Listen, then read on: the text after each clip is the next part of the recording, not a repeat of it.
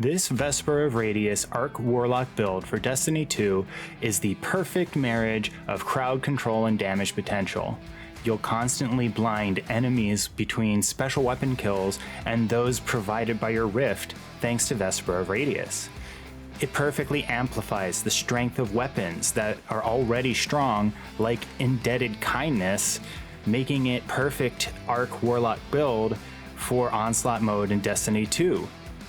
Especially if you have a Volt Shot roll. Now, if you're like me, working overtime, trying to balance family time can mean that you only get to play Destiny if you can't, or choose not to, sleep. To make that time, I truly appreciate you spending time with me, and I especially thank those of you who took the time to participate in my recent build poll, helping me shape the content that you want to see. So getting into the key of this build, which is Vesper of Radius, and its perk, Planetary Torrent, says rifts periodically release arc shockwaves. Final blows with these shockwaves create an arc explosion.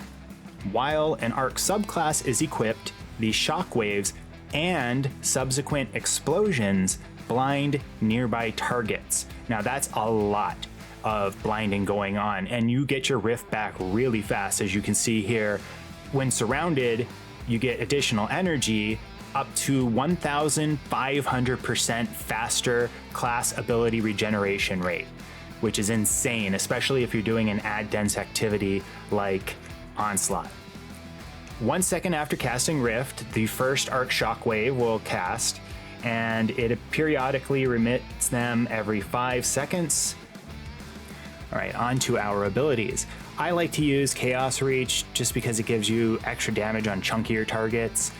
Chain Lightning, I chose this because you're going to be up close and personal when you are trying to lay those rifts. You want them to be near choke points or near where enemies are going to be, so that you can actually get the damage out of those arc shockwaves. Since you will already be up close and personal, let's go ahead and use the stronger melee that will also jolt targets.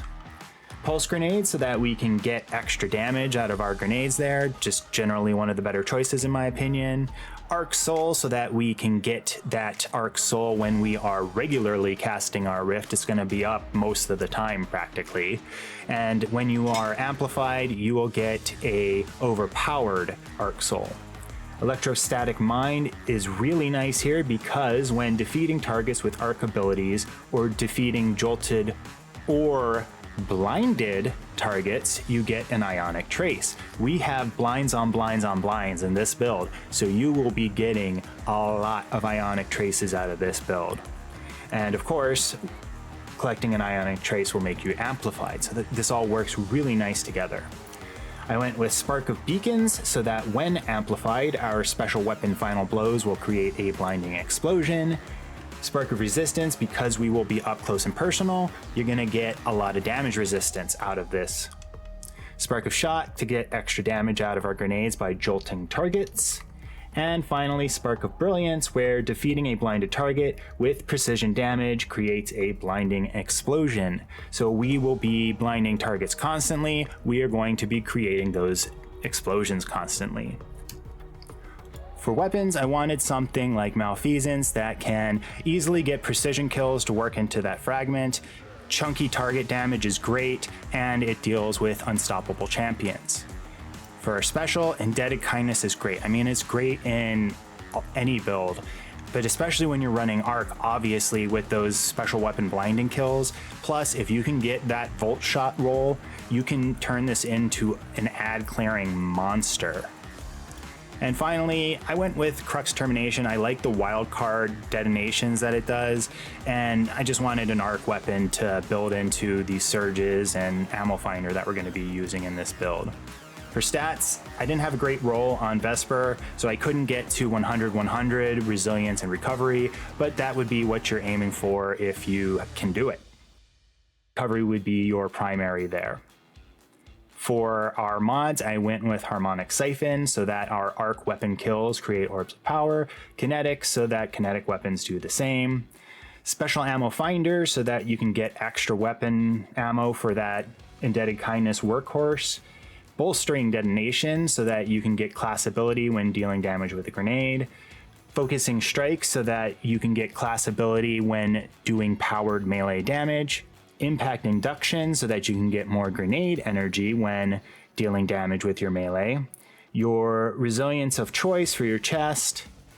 I went with harmonic scavenger to get more ammo for our special and heavy weapons, arc surge to get more damage to the special and heavy weapons, and elemental charge is just so great when you're running an arc build, especially an arc warlock build. As I mentioned, with what we're doing here, we're going to be getting a ton of ionic traces, and even though the rate at which you get those armor charges for ionic traces is not the highest, the plenty amount that you're going to get is going to more than make up for that. So it's really nice to keep you constantly armor charged full.